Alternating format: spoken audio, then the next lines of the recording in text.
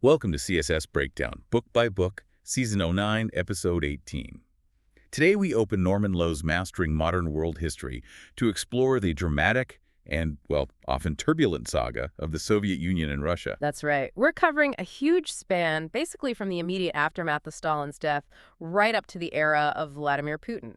Our mission today is to try and cut through some of the complexity of this long and, let's face it, challenging period. We'll take you through 4 distinct phases, each marked by different leadership and, well, pretty significant shifts in the country's trajectory. And what's really fascinating here, I think, is how much changed, but also, paradoxically, how much seemed to remain constant, underneath all these transformations. Yeah. We'll be looking at how these leaders grappled with some really deep-seated problems at home and also challenging dynamics abroad, often with quite surprising, sometimes far-reaching results for the people of the Soviet Union and then later, Russia. So let's unpack this journey, starting right after that chilling shadow of Stalin finally lifted into an era of, well, unexpected thaws. Okay, so Stalin dies in 1953, and the Soviet Union faces a familiar problem, a power vacuum, much like after Lenin passed away, actually. Right. No clear successor. No. Initially, power was sort of shared among the top guys in the Politburo. That's the Communist Party's highest policy committee. You had key figures like Malenkov, Khrushchev, and Beria, the infamous secret police chief. But Nikita Khrushchev, who came from a peasant farmer background, he gradually emerges. And here's where it gets really interesting, doesn't it? Beria, who everyone feared because of his brutality. He's executed. Swiftly. The others were terrified of him. Yeah, but Malenkov, who was a rival to Khrushchev on, say, industrial policy, he was just allowed to retire. In 1955. Exactly. Allowed to retire. And that wasn't just politics. Lowe points out it was a really clear signal of a new, relaxed atmosphere compared to Stalin's purges, the liquidation. A huge shift. A huge shift. And Khrushchev really solidified his position quite dramatically with his secret speech. This was at the 20th Communist Party Congress in February 1956. The famous one. The famous one. He openly condemned Stalin's whole personality cult, revealed these horrifying details of the purges in the 30s, wrongful executions, and even criticized Stalin's conduct during the war. Which must have been incredibly risky. I mean, given how many leaders, including Khrushchev himself, owed their positions entirely to Stalin. Oh, absolutely. Massively risky. But he didn't stop there. He also claimed, that socialism could be achieved in ways other than Stalin's, and crucially, he proposed peaceful coexistence with the West, arguing it was essential to avoid nuclear war. Exactly. Now, this wasn't just about telling the truth, of course. Khrushchev was strategically using this moment to secure his own power, sort of subtly shifting blame, trying to prevent future leaders from imitating Stalin. And Lowe suggests he genuinely wanted to return to a more, quote, Leninist path, envisioning himself as an enlightened dictator. That's the idea presented, yes. Right. A complex mix of pragmatism and perhaps some genuine belief in reform. But despite this bold move, his power wasn't, absolute. Not yet. Right, there's pushback. Oh, yes. In 1957, rivals like Molotov and Malenkov actually tried to oust him. They blamed him for the Hungarian Revolution, among other things. But he survived it. He did. Like Stalin before him, Khrushchev had managed to stack key positions with his supporters, and crucially, he had army backing. So his rivals were forced into retirement. By 57, he was pretty firmly in charge, though always technically accountable to the party's central committee. Okay, so he's in charge. What challenge is he facing? Lowe highlights quite a few. Immense challenges. Low living standards, a chronically inefficient agricultural system, his whole De-Stalinization program aimed to tackle these head-on. So, on the industrial side? The 6th five-year plan, starting in 55, shifted focus. More toward light industries, consumer goods, things like radios, washing machines. The idea was to visibly raise living standards for ordinary people. And decentralization too, right? With those regional economic councils? Yes, over 100 of them. Yeah. Trying to push decision-making down, encourage maybe a little bit of profit motive. And it did lead to some tangible improvements. Like the housing program. A massive housing program kicked off in 58. Wages went up, a minimum wage was introduced, pensions increased. The number of radios per 1,000 people nearly tripled in about a decade. Things people could actually see and feel. But still lagging way behind the West. Oh, significantly. The USSR was still far behind the USA, for example. And Khrushchev's boast about closing that gap quickly? Well, it proved pretty rash. Economic growth actually slowed down. Why was that? Partly the inefficiency of those new councils, but Lowe emphasizes the enormous cost of the arms race and the space program. Yuri Gagarin's orbit in '61 was a huge propaganda win, of course. A massive boost, yeah. But it came at a very high price for the civilian economy. And then there was agriculture.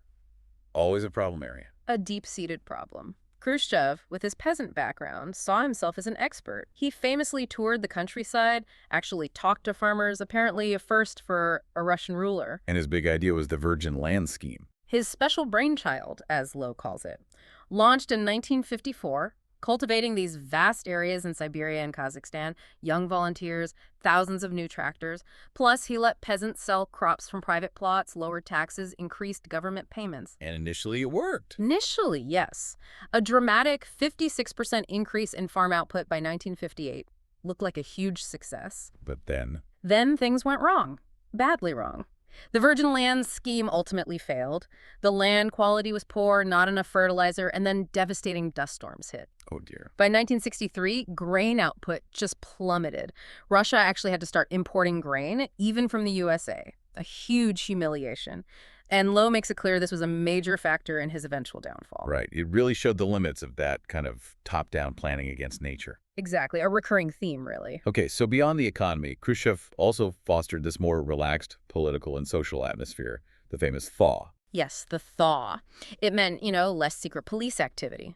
Sacked officials were allowed to retire instead of being tortured or shot. Labor camps started emptying out. Many victims were rehabilitated, though often, tragically, too late. And personal freedoms increased. Living standards, too. Definitely. The number of people living below the poverty line dropped significantly, largely thanks to that new minimum wage. Life did get better for many. And writers. More freedom there, too. Yes, to an extent. Ehrenberg's novel, The Thaw, criticized the Stalin era. Solzhenitsyn's One Day in the Life of Ivan Denisovich, based on his own camp experiences, was actually approved for publication specifically because it attacks Stalin. But there were limits. Oh, clear limits. Works that attacked the party itself, still denounced. And Khrushchev, perhaps surprisingly, closed thousands of Orthodox churches, made religious gatherings illegal. And that Novichokazk strike in '62. A very stark reminder. A worker strike over price increases was brutally suppressed. Tanks, troops, dozens killed or injured, ringleaders executed. Dissent still had very sharp boundaries. And foreign affairs, peaceful coexistence, but tricky. Very tricky. He pursued that thaw in the Cold War, but his tolerance within the Eastern Bloc was limited. Look at the crushing of the Hungarian uprising in '56. And of course, the Cuban Missile Crisis in '62. The absolute peak of the crisis pushed the USSR and the USA right to the brink of nuclear war. A terrifying moment. So ultimately, all these factors combined led to his fall. Pretty much. He was voted into retirement by the Central Committee in October 1964. Officially ill health. But the real reasons, as Lowe lays out, were the agricultural failures, the loss of prestige from Cuba, the widening split with China. He'd upset a lot of powerful groups. He had. The bureaucracy, by trying to decentralize. The military, by cutting defense spending. And apparently his personality banging his shoe at the UN, growing arrogance that also tired his colleagues out. But despite the failures, historians see him as significant. Very much so. Many credit him with a Khrushchev revolution. He brought back, comparatively civilized politics inside Russia, improved living standards, shifted towards reducing nuclear weapons. Volkoganov noted he achieved the virtually impossible by fundamentally changing society, making it really hard for his successors to fully go back to Stalinism. A bold, if chaotic, attempt at reform then, which sets the stage for what comes next. Exactly. With Khrushchev's experiments behind them, Russia enters a new phase. After he left, power was initially shared again, Kosygin, Brezhnev, Podgorny. But Brezhnev comes out on top. Yes, by the early 1970s, Leonid Brezhnev had sidelined his rivals. He consolidated personal control and led right up until his death in 1982. And this era, well, it's a stark contrast to Khrushchev's thaw. It became known as a period of, frankly, stagnation, decline even. So reform was off the table. Pretty much disappeared from the agenda. Khrushchev's policies were largely abandoned. Serious economic problems were basically ignored. Brezhnev was much less tolerant of criticism, stifled independent thinking. His main focus seemed to be keeping the nomenklatura, the ruling elite, the bureaucracy, happy and secure in their privileges. And the economy reflected that. Stagnation. Persistent slow growth. Soviet industry remained old-fashioned. Agriculture was still a huge problem. Russia became really dependent on American wheat imports, ironically. What a contrast. Yeah. Lowe mentions a striking statistic from 1980. One U.S. farm worker fed 75 people, while a Russian one fed only 10. Wow. The one successful sector was military hardware. They matched the U.S. in missiles, but the cost. The arms race was a massive drain, diverting funds from vital civilian investment. And control over the Eastern Bloc remained tight. Absolute. Czechoslovakia tried reforms in '68 Prague Spring, and bang! Russia and Warsaw Pact troops invade. Leading to the Brezhnev Doctrine. Exactly. Brezhnev declared the USSR had the right to intervene anywhere communism was threatened. Applied brutally in Afghanistan in '79, more subtly against Poland's Solidarity Union in '81. Moscow's grip was iron. But for ordinary people, some material improvements. Yes, it's important to note that unemployment was almost gone, millions moved into their own flats. Life wasn't necessarily worse materially for everyone. But personal freedom. Severely limited. By the '70s, you couldn't publish anything critical of Stalin anymore. Authors like Solzhenitsyn were suppressed again, expelled from the Writers' Union. And the KGB's tactics became more sinister. Yes, this awful practice of confining troublemakers in psychiatric hospitals, labeling dissent as mental illness, it was chilling. Which spurred some resistance. Human rights groups. It did. Intellectuals formed committees, protested labor cap conditions, demanded free speech. Andrei Sakharov, the physicist, was a key figure, and writers used samizdat self-publishing circulating typescripts to bypass censors. A brave act. What about things like the Helsinki Accords? Didn't the USSR sign up to human rights principles? They signed the Helsinki Final Treaty in 1975, yes. It pledged human rights.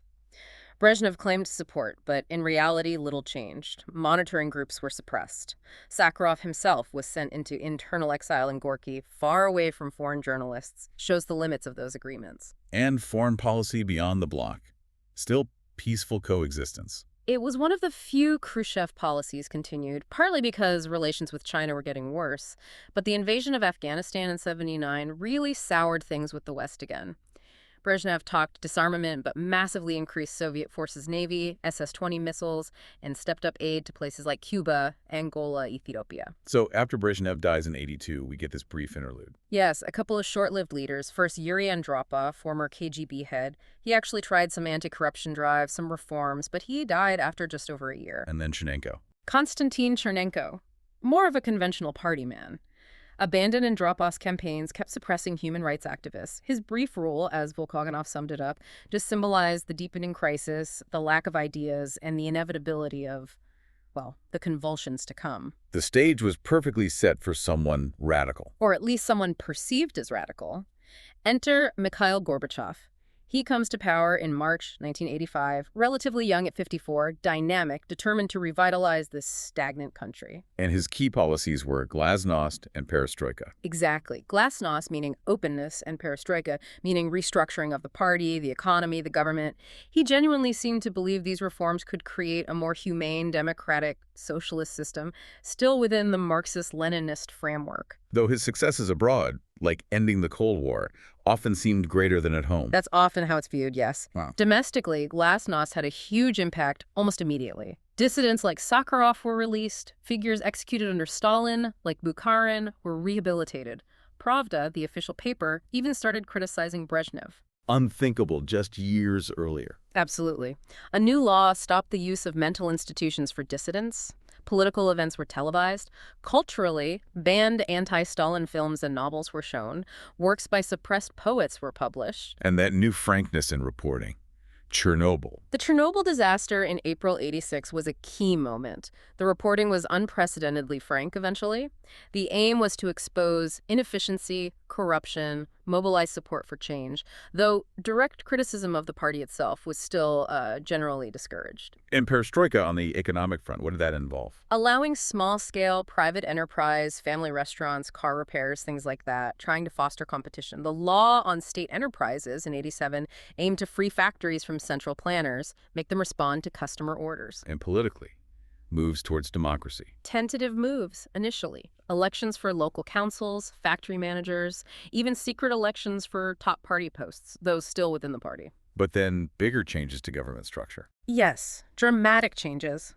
Replacing the old Supreme Soviet with a new Congress of People's Deputies, this effectively sidelined the old party system.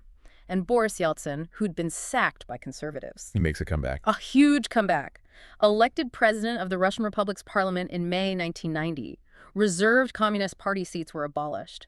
Gorbachev himself became president of the USSR in March 90, but these new democratic bodies were undermining the very party he still hoped to reform. So the reforms started creating their own problems. Opposition from different sides. Exactly. He got caught in the middle. Radicals like Yeltsin felt he wasn't going far enough, fast enough. They wanted a rapid market economy. Conservatives like Ligachev were terrified the party was losing control. This split made it incredibly difficult for Gorbachev. And when Yeltsin was excluded from that new Supreme Soviet. Massive protests in Moscow. It showed Glasnost was now turning against the party itself. A dangerous moment. Plus, the economic reforms weren't working quickly. No, they failed to deliver results fast. Growth stagnated. National income actually fell in 1990 and 91. That law on state enterprises.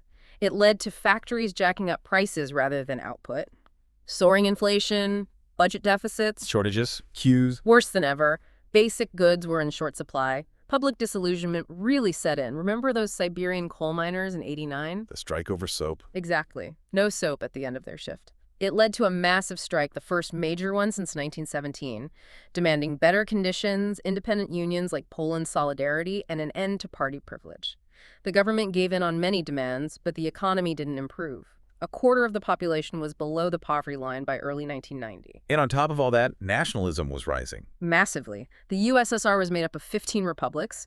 Glasnost and Perestroika just fueled demands for independence. Fighting broke out in Nagorno-Karabakh.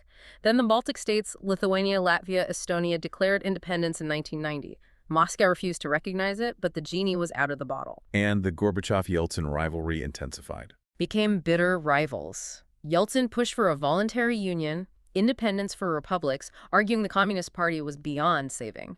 Gorbachev was more cautious, still trying to reform the party, worried about unemployment and inflation from rapid market changes. Which all culminates in the August 1991 coup attempt. Yes. As the crisis deepened, hardline communists, including Gorbachev's own vice president, Yanayev, launched a coup. Gorbachev was arrested on holiday, state of emergency, tanks in Moscow. But it failed.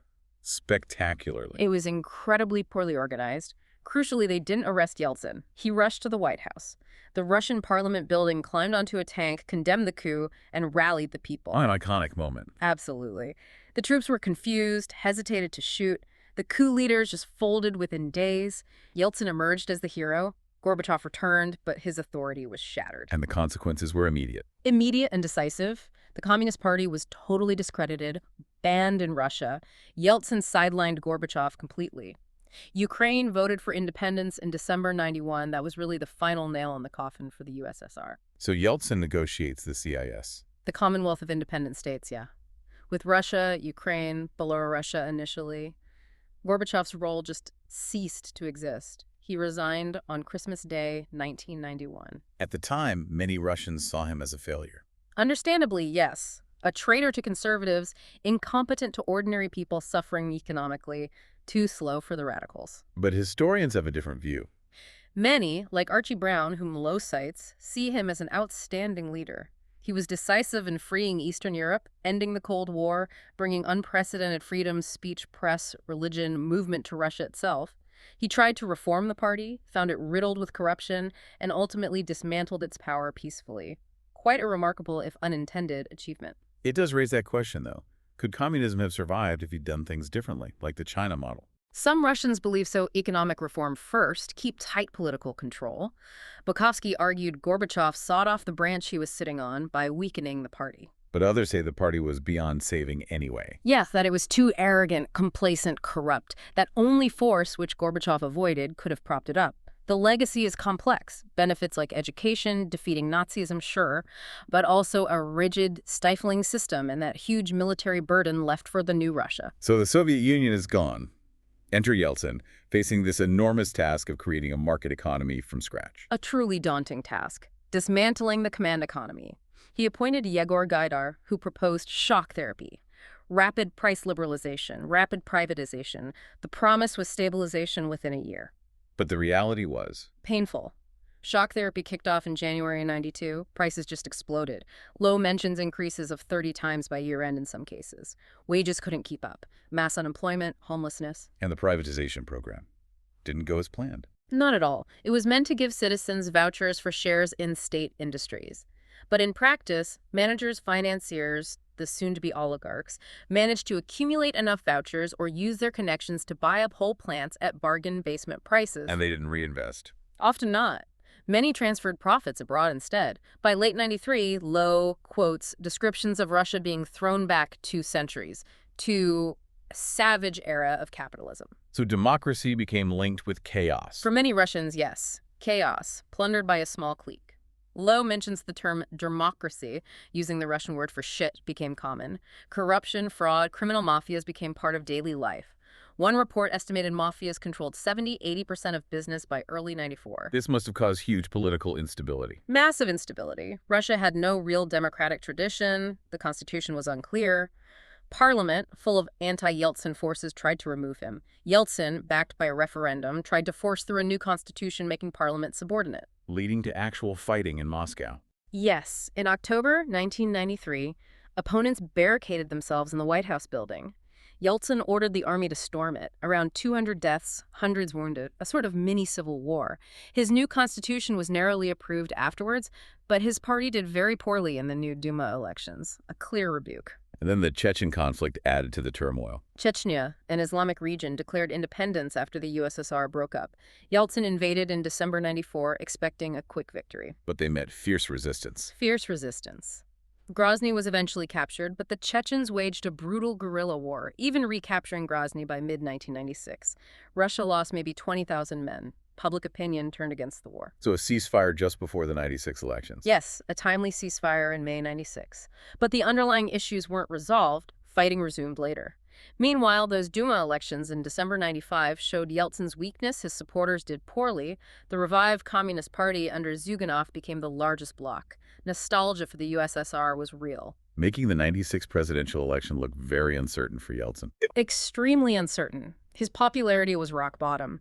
Some advisors apparently urged him to cancel the election, but he went ahead, campaigned hard, got a boost from that Chechnya ceasefire. And Zyuganov, the communist candidate. He presented an attractive program in some ways, but crucially, he alienated many voters by openly admiring Stalin. That was a step too far for most. So Yeltsin won. Decisively in the second round, 54% of the vote. A remarkable comeback. Lowe suggests it wasn't because people like Yeltsin, but because they liked the alternative even less. They couldn't bring themselves to vote a Stalinist-type communist back in. What about his second term? Any improvement? Some initial economic improvement, but still plagued by lack of investment. Then the Asian financial crisis and falling oil prices hit Russia hard again in 1998. Another financial catastrophe, ruble devalued. Millions lost their savings. And he brought in Primakov as PM. Yes, Evgeny Primakov, an economist favoring a stronger state role. The economy did improve quickly under him, but then Yeltsin sacked him after just 8 months, in May 99. Rumors were it was because Primakov was serious about tackling corruption, which threatened powerful interests, maybe even Yeltsin's circle. Yeltsin's own popularity fell to just 2%, yet Lowe credits him with laying foundations, however chaotic, for a new Russian capitalism privatization competitive elections. And then he makes his move to secure a successor, Putin. Exactly. Yeltsin appoints Vladimir Putin, former KGB, now head of the FSB security service, as prime minister, clearly grooming him for the presidency. Then, in September 99, those apartment bombings happen in Moscow. Over 200 killed. Putin blames Chechen rebels. Immediately.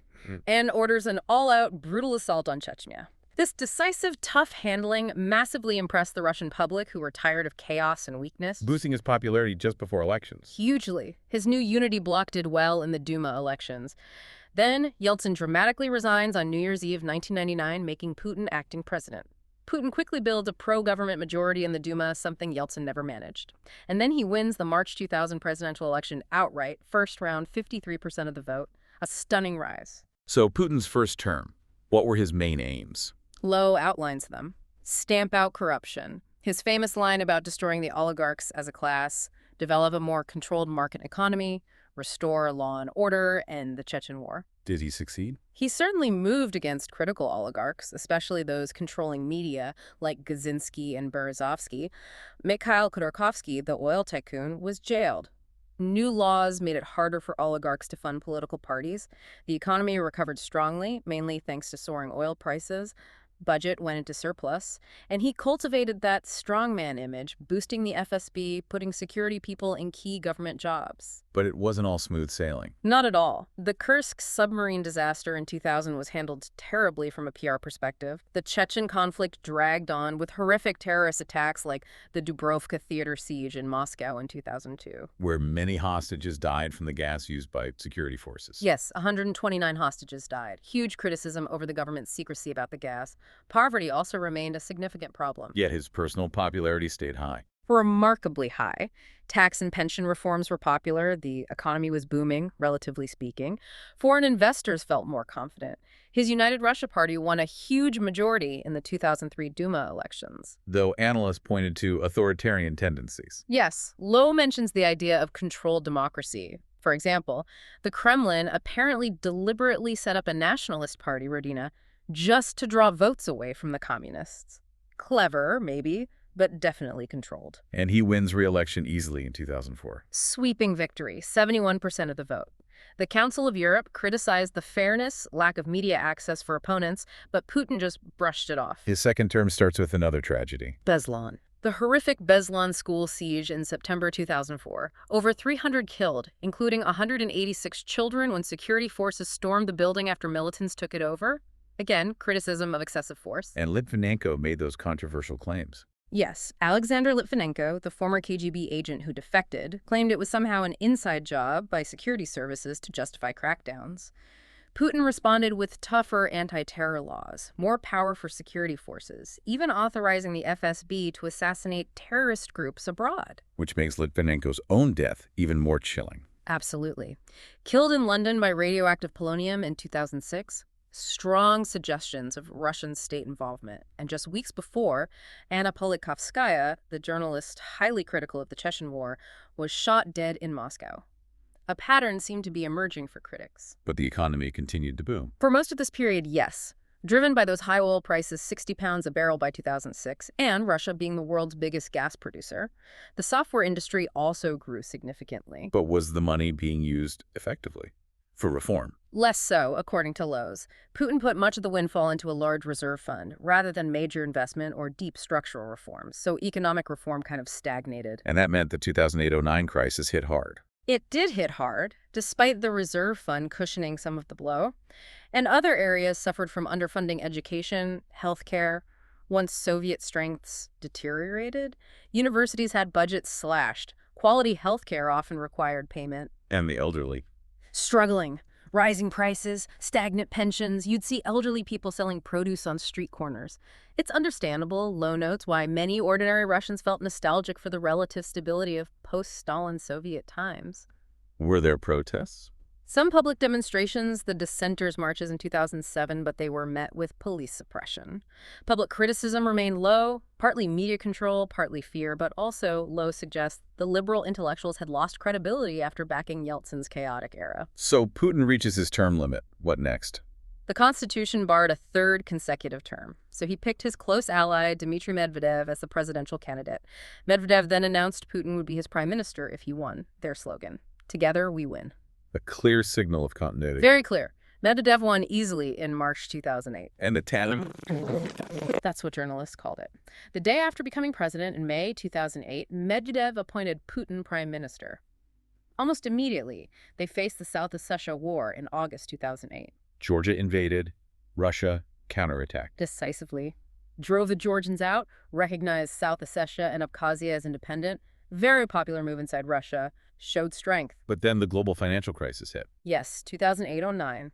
The government used that reserve fund to bail out banks and companies, which helped. But again, it delayed reforms. Medvedev talked about diversifying the economy away from just oil and gas, but admitted in 2011 that efforts to fight corruption had failed. And then the switch back. In September 2011, Medvedev announced he wouldn't seek re-election and proposed Putin as the candidate. A bit of a choreographed move, many felt. But the Duma elections showed some discontent. Yes, December 2011, United in Russia's vote share dropped below 50% for the first time. They lost 77 seats, though kept a narrow majority. There were protests afterwards about alleged fraud. But Putin still won the presidency again in 2012. Comfortably, 63% of the vote in March 2012. Despite more protests about irregularities, Putin remained remarkably popular. He defended his managed democracy as the right fit for Russia, given its history. So we covered a massive sweep of history there, over half a century. From Khrushchev's hopes and reforms after Stalin. Through Brezhnev's long stagnation, Gorbachev's transformation that ultimately unraveled the system. Into Yeltsin's chaotic but perhaps necessary transition period. Finally arriving at this era of Putin and Medvedev, consolidating power, bringing stability, but with a more, shall we say, authoritarian flavor. It's fascinating, as you said at the start, how Russia seems to cycle through these different styles. Reform, clamp down, economic experiments, varying levels of freedom, always searching for stability amidst huge change. Absolutely. Each leader, from Khrushchev's risky thaw to Putin's carefully managed democracy, wrestled with governing this immense complex nation and perhaps defining what Russia is in the modern world. A constant tension. Which really makes you think, what does this history tell us about Russia's future path? How will this unique journey, this constant push and pull between stability and openness, continue to shape where it goes next? Plenty to consider there. Indeed. Thank you for joining us for this deep dive.